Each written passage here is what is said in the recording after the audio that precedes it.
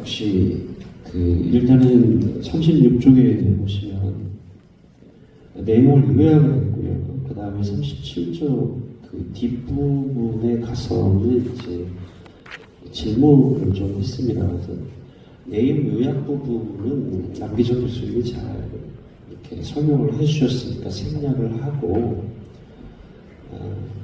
질문 세 가지만 좀 같이 연관되어져 있는 질문인데 질문 세 가지에 중심을 두고 싶습니다. 질문을 하기 전에 38쪽에 1번에 보면 남기정 교수님의 글쓰기나 이 막시무스에 대한 소개가 너무 감사했습니다. 막시무스에 대한 전이해를 많이 갖고 있지 않은 사람도 막시무스를 쉽게 이해할 수 있도록 이렇게 잘 써주시고 설명해 주셔서 감사하다는 말씀 드리고 싶었습니다. 그러면서 저의 질문은요, 39쪽에 있는 4번입니다. 먼저 드리고 싶은 질문은 막시무스에게 있어서 프락티케, 실천은 무엇일까? 본글의 전반부에서 보면은 막시무스의 프락티케를 설명하면서 에바그리우스의 프락티케와의 차이성을 개조하면서 그러면서 이 막시무스의 실천을 잘 설명해 주고 있습니다. 제가 이해하기로는 에바그리우스의 실천은 일단 정욕에 대한 부정적 생각, 그래서 에바그리우스는 정욕을 제거하려고 했다면, 영성을 위해서 정욕의 제거가 목표였다면 막시무스는 정욕 그 자체를 부정적으로 보지 않고 정욕의 활용, 사용, 이것이 막시무스의 중요한 부분이다.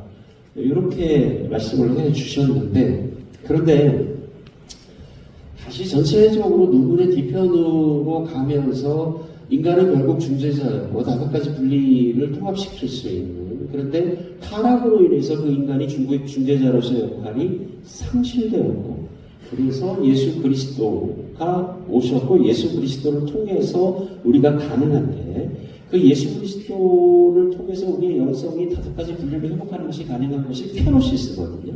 그죠? 케노시스도 결국은 자기 비움이라면, 그러니까 그러면서 결국은 이 뒷부분에 가서 인간이 추구해야 될 영성의 핵심은 정욕을 비우는 거란 말이에요. 그러니까 제가 묻고 싶은 거는 정욕의 제거와 정욕의 비움의 차이입니다.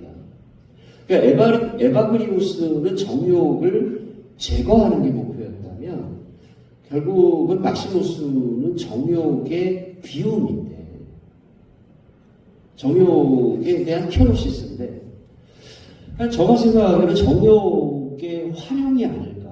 정욕을 비워내기보다는 서러운 앞부분에, 막시무스 앞부분에서 말했듯이 정욕의 활용을 더 가져야 되지 않을까. 정욕이 없다면은 여러 가지 문제가 발생이 되죠.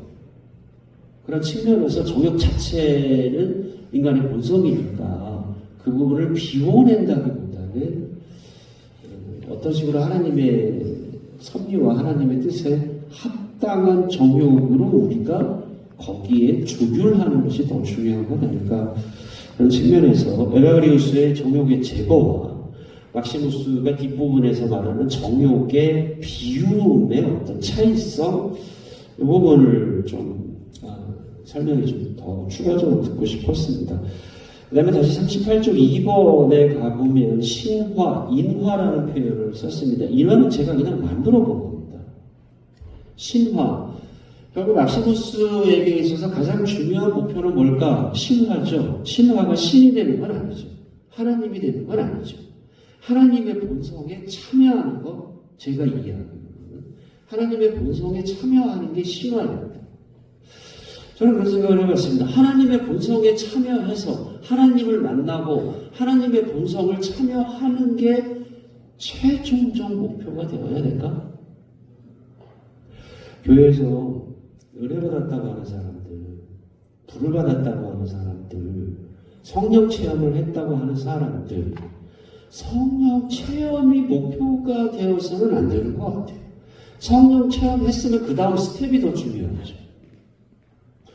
성령 체험을 했으면 그 사람이 자기에게 주어진 일들을, 하나님이 그 자기 자신에게 맡겨진 일들을 정확하게 소화해내고 하나님의 자기 자신의 가정 속에, 자신의 직업 속에 주어진 사명들을 더 잘 감당하며 살아가는 것이 하나님 성령 체험을 한 그 다음 스텝이 아닐까. 그래서 영성의 궁극적 목표는 하나님을 만나는 것이 영성의 궁극적 목표가 아니라 하나님의 본성에 참여하는 것이 영성의 궁극적 목표라기보다는 하나님을 만났고 하나님의 본성에 참여했으면 진짜 하나님이 원하시는 인간이 되는 것이 영성의 최종적 목표가 되어야 되지 않을까. 하나님을 만났고 하나님의 본성에 참여했으면 나의 주어진 일을 지혜롭고 신앙적으로 하나님 뜻에 맞게 성실히 내 삶을 살아가는 것, 이게 영성의 최종적 목표가 되어야 되지 않을까. 그런 측면에서 막시무스와 노망이 추구한 영성의 목표가 쉬워야 한다면 저는 이 시대 속에서 추구해 가야 될 영성의 최종적 목표는 사람이 되는 것 아닐까, 인화가 되는 것 아닐까. 그런 맥락 속에서 우리는 웨슬리를 가지고 올 수밖에 없고, 웨슬리의 구원의 최종적 지향점은 사실 신의 본성에 참여한다기보다는 사람이 사람으로서 완전해지는 거죠. 그리스도인의 완전이 웨슬리의 구원의 최종적 목표라고 한다면 웨슬리가 지향했던 그리스도인의 완전을 우리가 소환하면서 가져오면서 영성의 목표를 신화 그 다음 스텝으로 인화를 설정해보는 것은 어떨까, 그런 생각을 해보면서 2번과 3번에 제가 적었던 내용을 아우르면서 두 번째 질문을 드립니다. 이상입니다. 감사합니다.